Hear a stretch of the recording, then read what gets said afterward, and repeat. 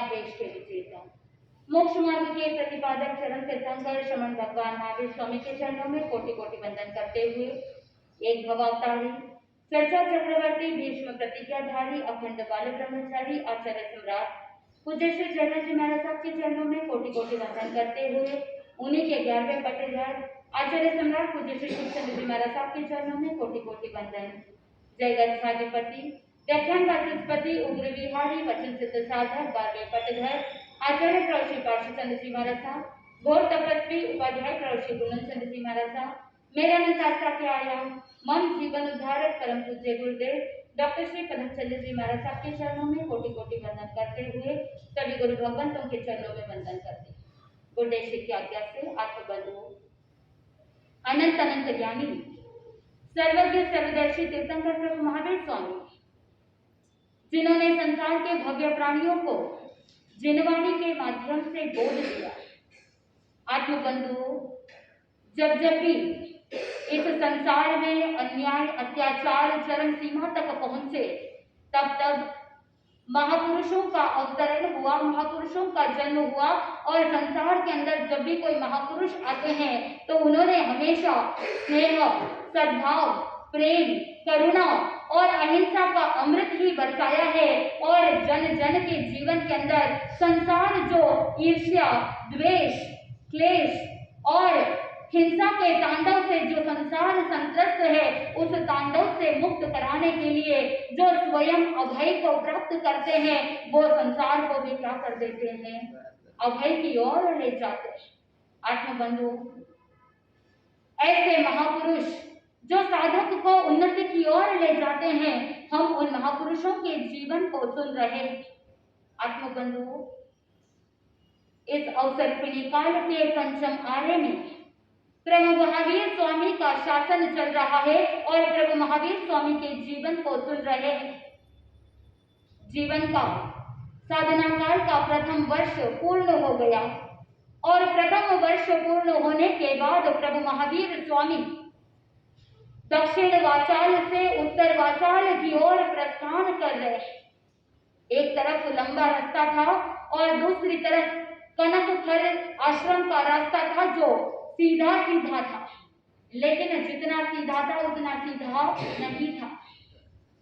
द्रव्य रूप से सीधा रास्ता था लेकिन भाव रूप से चिंतन करें तो वहां पर बहुत सारे कष्टों को निमंत्रण दे रहा था। आत्मबंधु प्रभु महावीर स्वामी उस रुप्य वालुका और स्वर्ण वालुका नदी के दक्षिण के अंदर एक वाचाल है और उस दक्षिण वाचाल से उत्तर वाचाल की ओर प्रस्थान कर रहे हैं। उस चंद कौशिक सर्प को प्रतिबोध दे एक लक्ष्य बनाया कि उस कर्णकल आश्रम के पास जो चंद कौशिक सर्प है उस चंद कौशिक सर्प को प्रतिबोध देना है। अनंत संसार को बढ़ा करके जो पतन के गर्त में जा रहा है, क्रोधाग्नि के अंदर जल रहा है, उस अग्नि को शांत करने के लिए प्रभु महावीर स्वामी विहार कर रहे। आत्मबंधु भारतीय संस्कृति के अंदर महापुरुषों का संबंध नाग से अनेकों ऐसे उदाहरण मिलते हैं कि जहां पर उनके जीवन के अंदर नाग का संबंध जुड़ा हुआ है।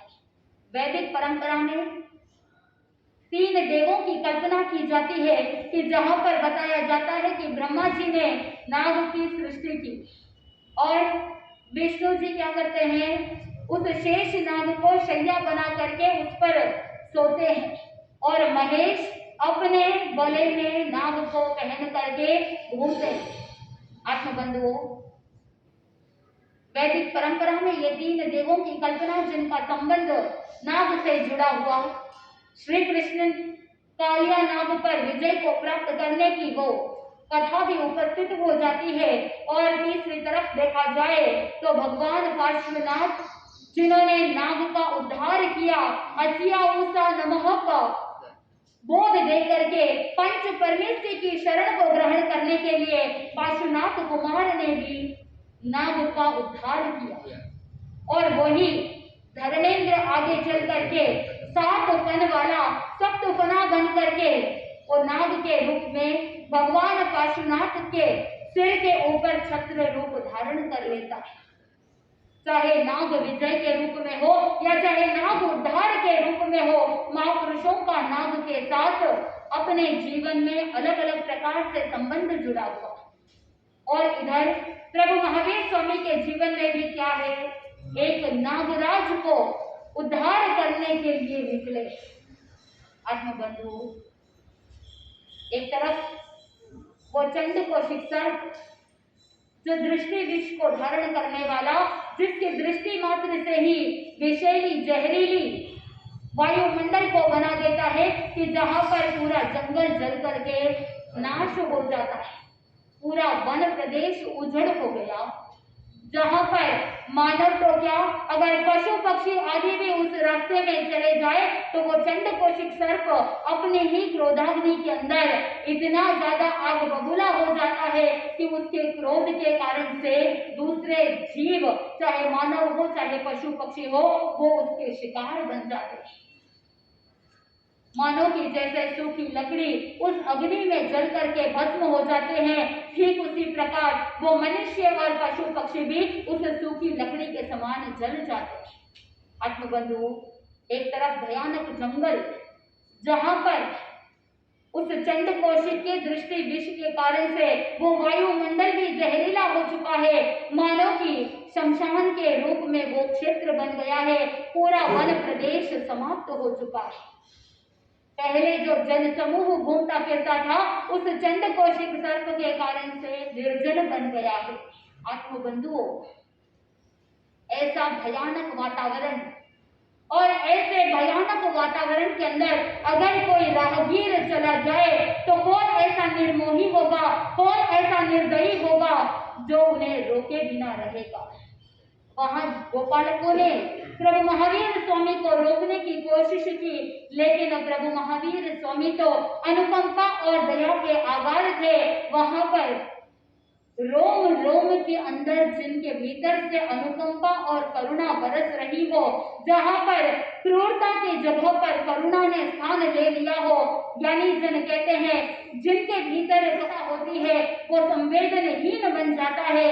उसके जीवन के अंदर चाहे किसी भी प्राणी पक्षी पशु हो या कोई मानव हो, उसके प्रति वो संवेदनशील नहीं रहता है, वो क्रूरता के अंदर चला जाता है। और दूसरी तरफ जिसके भीतर से करुणा का स्रोत बह रहा हो, वो प्राणी मात्र के लिए क्या बन जाता है, संवेदनशील बन जाता है। तो प्रभु महावीर स्वामी ने क्रूरता का त्याग और कभी का कर लिया था, जिन्होंने जीवन के अंदर संवेदनहीनता को छोड़ करके संवेदनशील बन गए और भीतर से करुणा को जागृत कर दिया था।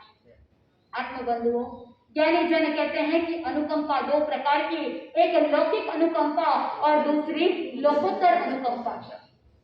जिसके भीतर देह संबंधी या शरीर संबंधी जो अनुकंपा होती है उसे कहा गया लौकिक अनुकंपा, कि जहां पर व्यक्ति स्वयं के शरीर के प्रति भी अनुकंपा करता है और दूसरों के शरीर के प्रति, दूसरों के देह के प्रति भी क्या करता है, अनुकंपा करता है। ये शरीर संबंधी जो अनुकंपा है वो कहा जाता है लौकिक अनुकंपा है।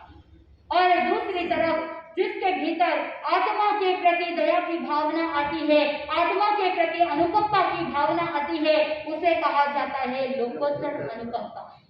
आत्मबंधुओं, प्राणी मात्र के प्रति जो करुणा की भावना जागृत होती है, अनुकंपा की भावना जागृत होती है, उसे कहा गया लोकोत्तर अनुकंपा। प्रभु महावीर स्वामी के भीतर प्राणी मात्र के प्रति अनुकंपा की भावना थी। ऐसी उत्कृष्ट करुणा क्या, वो पराकाष्ठा भीतर से जागृत करते हुए प्रभु महावीर स्वामी वीर गंभीर रूप से कदम बढ़ाते चले जा रहे हैं। ग्रामीण लोगों ने बहुत रोकने की कोशिश की, विनती की कि भगवान आप क्या करो, इस सीधे रास्ते से मत जाओ, भले ही आपको लगता है कि यह मार्ग सीधा है, लेकिन साथ ही सीधे मौत के मुंह में धकेलने वाला है, इसलिए भगवान आप यहाँ से मत जाओ, रुक जाओ, दूसरे रास्ते से चले जाओ। भले ही टेढ़ा मेढ़ा रास्ता है, भले ही छोटी छोटी पगडंडियां है, विकट रास्ता है ऐसा लगता है, लेकिन ये जो सीधा रास्ता दिख रहा है ये वास्तव के अंदर सीधा नहीं, ये बहुत विचित्र है। और केवल विचित्र ही नहीं, साथ में बहुत ज्यादा विकट परिस्थितियों को लाने वाला है। वहां पर बहुत भयंकर विष वाला चंडकोशिक सर्प रहता है और इतना भयानक उपद्रव खड़ा करने वाला है, इसलिए भगवान आप वहां पर मत जाओ। आत्मबंधु, उन ग्रामीणों के हृदय में प्रभु महावीर स्वामी के प्रति सहज रूप से सहृदयता थी, श्रद्धा थी, लेकिन भगवान तो भगवान है, वो तो जानते थे कि किस लक्ष्य से वो वहां पर प्रस्थान कर रहे। भगवान महावीर स्वामी ने लक्ष्य बनाया था उस चंडकोशिक सर्प को उद्बोधन देना है, उस चंडकोशिक के जीवन का उद्धार करना है। आत्मबंधु, भगवान महावीर स्वामी ने मानो कि अपने ही आंखों से आश्वासन देते हुए अभय की मुद्रा से उन्हें आश्वासन दे दिया कि तुम मेरी चिंता मत करो, तुम तो कोई फिक्र मत करो। और भगवान महावीर स्वामी चले जा रहे हैं और चलते चलते वहां पर उस चंडकोशिक सर्प की बांबी के पास जाकर के उसके निकट जाकर के ध्यानस्थ खड़े हो गए। ज्ञानी जन कहते हैं क्रोधी होता है वो यही चिंतन करता है कि जीवन के अंदर कोई भी अपना नहीं है। क्रोध हमेशा यही सोचता है कि क्षमा मेरा वैरी है, लेकिन क्षमा तो यही सोचता है कि हर एक व्यक्ति मेरे लिए हितैषी है। क्षमा के मन में कभी भी किसी के प्रति कोई भी वैमनस्य का भाव आता नहीं, बल्कि वो यही सोचता है कि हर एक व्यक्ति मेरे लिए क्या है, हितैषी है। वो यही चिंतन करता है कि हर एक जीव मेरे लिए शुभ चिंतक है, वेल विशर है। ऐसे क्षमा के भीतर भाव आते हैं। लेकिन जो क्रोधी व्यक्ति होता है वो स्वयं के क्रोध के कारण से तापित होता है, संतापित होता है और स्वयं के क्रोध के कारण से अपनी आत्मा का पतन कर देता है। आत्मबंधु, जो व्यक्ति क्रोधी होता है वो क्रोध के कारण से किसी भी जीव को अपना मानता नहीं, हर एक व्यक्ति को अपना शत्रु मानता है और बस दूसरों को ही नहीं, वो अपनी स्वयं की आत्मा को भी क्या मानने लगता है, शत्रु मानने लगता है। चिंतन कीजिए कि क्या आपने कभी क्रोध पर विजय प्राप्त करने के बारे में चिंतन किया? क्योंकि ज्ञानी जन कहते हैं कि क्रोध केवल एक छोटी सी बात नहीं। आप सोचते हो कि अगर आप घर के अंदर थोड़ा सा गुस्सा करेंगे तो आपका रुतबा बना रहेगा, आप थोड़ा सा गुस्सा करेंगे तो परिवार के अंदर, समाज के अंदर आपका स्टेटस बना रहेगा, घर के अंदर अगर आपसे कोई व्यक्ति भयभीत रहेगा तो आपका एक स्टैंडर्ड बना रहेगा। अगर ऐसी सोच रखते हो तो इस भ्रांति को दूर कर दीजिए, क्योंकि ज्ञानी जन कहते हैं कि क्रोध करने से दूसरों का पतन होता है या नहीं, लेकिन स्वयं का पतन जरूर हो जाता है। इसीलिए प्रभु महावीर स्वामी ने यही चिंतन किया कि मुझे तो उस दृष्टि विष सर्प को क्या करना है, उसके क्रोध को शांत करना है। यही लक्ष्य लेकर के आगे बढ़ रहे हैं, ध्यानस्थ खड़े हैं। और जैसे ही किसी मानवीय गंध जब पहुंच जाती है, कहते हैं कि तिर्यंच गति के अंदर घ्राणेंद्रिय बहुत तेज होता है। चींटी के अंदर कहा जाता है कि 1000 योजन जितनी दूरी पर भी अगर कुछ गंध आती है तो वो सूंघ सकते हैं। उनकी इंद्रियां इतनी सशक्त होती है। और प्राणी जगत के अंदर घ्राणेंद्रिय बहुत शार्प होता है, वो अपने मानवीय गंध को पहचान जाता है। और जैसे ही उस चंडकोशिक सर्प को पता चला कि कोई मानव यहाँ पर खड़ा है तो तुरंत इतना क्रोधाग्नि में जलते हुए, आग बबूला होते हुए अपने बिल से बाहर निकलता है और फुंकार मारते हुए मानो कि पूरे वायुमंडल को क्या कर रहा है, जहरीला बना रहा है। और अपने क्रोध में आकर के इतना भयंकर फुंकार मारता है कि पूरा वायुमंडल जहरीला बन जाता है। आत्मबंधु, ज्ञानी जन कहते हैं कि चंडकोशिक सर्प के अंदर इतनी जहरीली, विषैली, ऐसा विष अंदर भरा पड़ा है आप चिंतन करो कि द्रव्य रूप से जो विष होता है उस विष से तो मुक्त हो सकते हैं, लेकिन आत्मा के भीतर जो कषाय रूपी विष जमा पड़ा है उस विष से छुटकारा प्राप्त करना बहुत दुष्कर है। और यहाँ पर प्रभु महावीर स्वामी स्वयं ध्यानस्थ खड़े हैं, लेकिन वो चंड को सर्प जानता नहीं, पहचान नहीं पाया, और इसीलिए उसने क्या किया, भयंकर फुंकार मारा। उसने फुंकार तो मारी, वायुमंडल के अंदर जितने भी कीट पतंग थे उन सभी का क्या हो गया, उस जहर के कारण से वो कीट पतंगों का ढेर हो गया।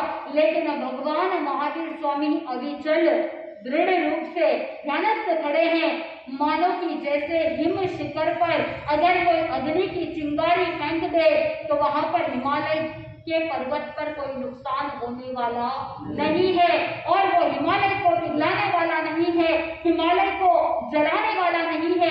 छोटी सी आग की चिंगारी उस हिमालय का कुछ भी बिगाड़ नहीं कर सकती। ठीक उसी प्रकार चंड कौशिक की वो जहरीली फुंकार प्रभु महावीर स्वामी को कोई भी नुकसान नहीं पहुंचा पाया। वहां पर कहते हैं कि वो छोटी सी आग की चिंगारी जिस तरह से हिमालय तक भी नहीं पहुंच पाती है, हिमालय को टकराती भी नहीं, हवा के अंदर ही क्या हो जाती है, लुप्त हो जाती है, शांत हो जाती है। ठीक उसी प्रकार चंड कौशिक की वो जहरीली फुंकार भी बीच में हवा में ही लुप्त हो गई। प्रभु महावीर स्वामी के ऊपर कुछ भी असर नहीं हुआ। जैसे ही देखा कि उसकी फुंकार निष्फल चली गई, व्यर्थ चली गई, तो वो और ज्यादा डबल वेग के अंदर और आग बबूला होते हुए और भयंकर रूप से फुंकार मारता है, दृष्टि विष को फेंकता है। कहते हैं कि चंड कौशिक सर्प सूर्य की किरणों से क्या करता है, ऊर्जा को ग्रहण करता है और अपनी आंखों में उन ऊर्जा को एकत्रित करते हुए अपने दृष्टि विष को और ज्यादा जहरीला बना देता है। बार बार सूर्य की तरफ देख रहा है, बार बार सूर्य से एनर्जी को ग्रहण कर रहा है, आंखों में एकत्रित कर रहा है।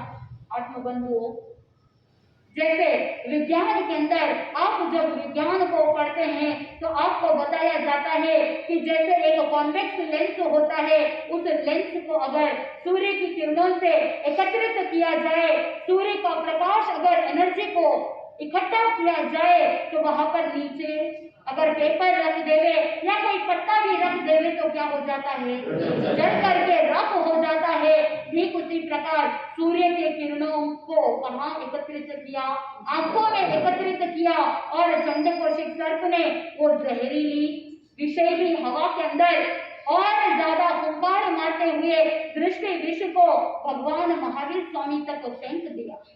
आत्मबंधुओं, भगवान महावीर स्वामी की दृष्टि इतनी दिव्य थी कि अमृत का सागर बरस रहा था, लेकिन चंड कौशिक ने क्या किया, विष रूपी दृष्टि से देख रहा था और दृष्टि विष फेंक रहा था, लेकिन उसका कोई असर भगवान महावीर स्वामी पर नहीं पड़ा।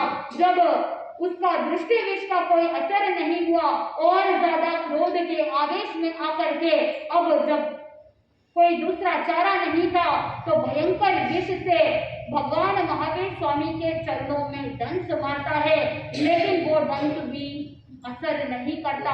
ज्ञानी जन कहते हैं कि प्रभु महावीर स्वामी के चरणों ने चंड कौशिक के विष को स्वीकार नहीं किया। प्रभु महावीर स्वामी का अमृतमय शरीर उसको स्वीकार नहीं करता है और वो शरीर से विष भी बाहर निकल जाता है और साथ में अमृत की धारा भी बहने लगती है। जहां पर विष के दंश के कारण से लाल रक्त निकलना चाहिए था, लेकिन प्रभु महावीर स्वामी के चरणों से अमृतमय धवल उज्जवल और सफेद श्वेत दूध निकलता है। विष का कोई असर नहीं हुआ। तो वहां पर एक बार नहीं, दो बार नहीं, तीसरी बार वो अपने शरीर को कुंडलाकार बनाता है, फन को बराबर उठा करके जोर से तीसरी बार प्रहार करता है। इतना तीव्र प्रहार करने के बावजूद भगवान महावीर स्वामी पर कोई भी विष का असर नहीं हुआ। आत्मबंधुओं, जो विष का दंश मारा था, उस विषधर सर्प ने, उस भुजंग ने अपना फन फैला दिया। लेकिन ज्ञानी जन कहते हैं कि वो विष जो है वो धारा हिंसा की है, लेकिन प्रभु महावीर स्वामी ने जो धवल उज्जवल दूध की धारा बहाई, अमृत की धारा बहाई, वो धारा थी अहिंसा की।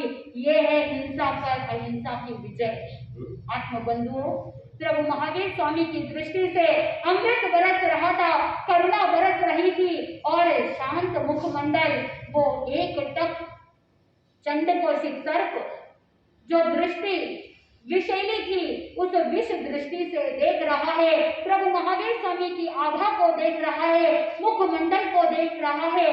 जैसे पहले मुखमंडल बहुत शांत थी, सौम्य था, वैसे ही अभी भी क्या है, शांत है। एक बार फुंकार मारी, दो बार फुंकार मारी, अनेकों बार फुंकार मारी, लेकिन फिर भी भगवान महावीर स्वामी तो अडिग थे, अकंपित थे, अचल थे। और दूसरी तरफ जब एक बार नहीं, दो बार नहीं, 3 बार तीव्र विष का प्रहार किया, दंश मारा, फिर भी भगवान महावीर स्वामी चीखे नहीं, चिल्लाए नहीं, संभाव के साथ वहां पर, सौम्यता के साथ वहां पर ध्यानस्थ खड़े। आत्म बंधुओं, चंडकोशिक सर्प हार गया और थक हार करके, लाचार होकर के मानो वहां पर भगवान महावीर स्वामी को एक टक देख रहा है। और जब भगवान महावीर स्वामी को पता चला कि अब चंडकोशिक सर्प शांत हो गया है, उसकी क्रोधाग्नि शांत हो गई है और भीतर से शीतलता प्राप्त हो रही है, प्रभु महावीर स्वामी की वो क्षमा की धारा, जिसके कारण से क्रोधाग्नि क्या हो गई, शांत हो गई। आत्म बंधुओं, जैसे ही प्रभु महावीर स्वामी ने देखा कि अब वातावरण शांत हो गया है, भीतर से जो क्रोध का आवेग था, वो भीतर का उथल पुथल जो चल रहा था, भीतर में जो तूफान चल रहा था, अब वो तूफान भी थम गया है। तो भगवान महावीर स्वामी ने मानो कि मुख्य रूप से उपदेश दे रहे हैं कि हे चंडकोशिक, क्या हो जाओ, शांत हो जाओ और जागृत हो जाओ। पूर्व भव के क्रोधाग्नि के कारण से तुम कहां कहां भटक रहे हो, तुमने अपने जीवन को क्या कर दिया है, अब क्या करो, शांत हो जाओ। प्रभु महावीर स्वामी ने उपदेश दिया, बुझो बुझो, यानी शांत हो जाओ, शांत हो जाओ। आत्मबंधुओं, जैसे ही प्रभु महावीर स्वामी का मूक संदेश प्राप्त हो गया, उस मूक संदेश से मानो चंडकोशिक के जीवन को एक नया आयाम खुल गया, मानो कि मोक्ष का महाद्वार इंतजार कर रहा है और वहां पर चंडकोशिक सर्प को उद्धार के लिए निमंत्रण दे रहा है। आत्मबंधुओं, जैसे ही प्रभु महावीर स्वामी को एक टक देख रहा है, प्रभु की मात्र एक दृष्टि पड़ी है और मात्र एक दृष्टि पड़ने पर इसका उद्धार हो गया, चंडकोशिक का उद्धार हो गया। और वहां पर जैसे जैसे चिंतन चालू हुआ, आत्मबंधुओं, प्रभु महावीर स्वामी को एक टक निहारते निहारते, देखते ही देखते उसका आत्मचिंतन जागृत हो गया और पूर्व भव की वो चलचित्र के समान स्मृति याद आ गई। देखने लगा अपने पूर्व भव को और चिंतन करने लगा कि क्या था और क्या बन गया। पूर्व भव में श्रमण था, लेकिन वर्तमान में क्या बन गया, चंडकोशिक सर्प बन गया। पूर्व भव के आंचल में ऐसे कौन से रहस्य छुपे हुए हैं। श्रमण बना था, साधु बना था और उत्कृष्ट तपस्वी बना था, लेकिन आत्मा विराधना की ओर चली गई। विराधक बनने के कारण से कैसे आत्मा का पतन हुआ और मात्र प्रभु की दृष्टि पड़ने पर वो जो क्रोध विनाश को निमंत्रण दे चुकी थी, लेकिन भगवान की दृष्टि पड़ते ही क्षमा के कारण से विकास का क्रम प्रारंभ हुआ। कहाँ विनाश में जाना था, लेकिन प्रभु का सहयोग मिला तो विनाश की जगह क्या बन गया, विकास का क्रम प्रारंभ हो गया। आत्मबंधुओं, जो साधक ये चिंतन करता है कि मैं गुरु भगवंतों के दर्शन के लिए जाता हूँ और भगवान गुरु भगवंत मेरे से बात भी नहीं करते, आप क्या करते हो, मन के अंदर नेगेटिव में चले जाते हो कि मैं गुरुदेव के पास गया था, साधु संतों के दर्शन के लिए गए और वंदना भी की, सेवा में भी रहे, लेकिन उन्होंने हमसे बात नहीं की। ये कंप्लेंट रहती है कि नहीं रहती है? आप अमूमन इस तरह से कंप्लेंट करते हो, लेकिन ज्ञानी जन कहते हैं, अगमगौर कहते हैं कि अगर गुरु भगवान आपसे बतलाए या नहीं बतलाए, लेकिन अगर गुरु की दृष्टि शिष्य पर मात्र पड़ जाए तो शिष्य का भी क्या हो जाता है? कल्याण हो जाता है। बस यही चिंतन करो कि मैंने गुरु के दर्शन कर लिए, मेरी दृष्टि गुरु पर पड़ गई और गुरु की दृष्टि मात्र मेरे ऊपर पड़ गई, तो मेरे आत्मा का क्या हो जाएगा? कल्याण हो जाएगा। गुरु ने बोला या नहीं बोला, लेकिन गुरु की दृष्टि मुझ पर पड़ गई है, इसीलिए इतने में ही मेरे अंदर जो नेगेटिविटी है वो सारी नेगेटिविटी क्या हो जाएगी? चली जाएगी और भीतर से पॉजिटिव एनर्जी प्राप्त हो जाएगी। क्योंकि गुरु के सानिध्य में पहुंचे हैं, तो गुरु के सानिध्य में मात्र पहुंचने पर ही अंदर से सारे पाप कर्म क्या हो जाएंगे? नाश हो जाएंगे, पाप धुल जाएंगे, आत्मा शुद्ध हो जाएगी, आत्मा निर्मल हो जाएगी, आत्मा धवल उज्जवल हो जाएगी। जैसे प्रभु महावीर स्वामी ने मात्र एक संदेश दिया कि तुम शांत हो जाओ, और मात्र दृष्टि पड़ने से ही उस चंड कौशिक का कल्याण हो गया। आगे देखना यह है कि चंड कौशिक का पूर्व भाव कैसा था और पूर्व भाव का स्मरण कैसे हुआ, जाति स्मरण ज्ञान कैसे हुआ और मति ज्ञान की निर्मलता प्राप्त कैसे हुई, और पूर्व भावों के अंदर ऐसी कौन सी गलती की और ऐसे आवेश में आकर के कैसे अपनी आत्मा का पतन कर दिया, और जब क्रोध क्षमा में बदल गया तो वो चंड कौशिक सर्प कैसे तिर्यंच गति में रह करके अनशन कर लेता है और तिर्यंच गति में रह करके संधारा संलेपना करते हुए अपनी आत्मा को विकास की ओर ले जाता है और कल्याण के मार्ग की ओर ले जाता है। जैसे जैसे हम सुनेंगे, हमारे जीवन में भी एक संकल्प प्रकट होगा कि हमें क्रोध आदि कषायों में नहीं डूबना है, हमें तो अपनी आत्मा में क्षमा गुण को प्रकट करना है। क्षमा कहीं बाहर से नहीं लाया जाता, क्षमा आत्मा का गुण है, भीतर मौजूद है, उसे बस क्या करना है?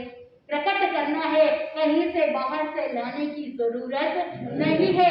क्रोध सोचता है कि क्षमा मेरा दुश्मन है, लेकिन क्षमा सोचता है कि मैं तो अपने घर में मौजूद हूँ, तो जो बाहर से आया है उसे क्या करना है? बाहर निकाल देना है। और जो साधक जो विषमताएं बाहर से आई है, उन विषमताओं को बाहर वापस निकाल देंगे तो आत्मा अपने स्वभाव में रमण करना प्रारंभ कर देगी। कैसे चंड कौशिक सर्प भी अपनी आत्मा में रमण करना प्रारंभ कर देता है, अपने स्वभाव के अंदर रमण करना प्रारंभ कर देता है, और जैसे जैसे वो स्वभाव में रमण करता है, अपनी आत्मा का कल्याण कर लेता है। तो हम भी इस पर्युषण के दौरान अपने आत्मा का कल्याण करने के लिए कषायों का त्याग करने का लक्ष्य रखेंगे।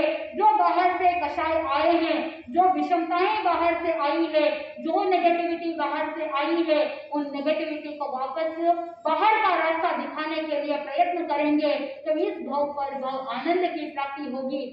इसी मंगल भावना के साथ आनंदित आनंद बोले श्री जैन धर्म की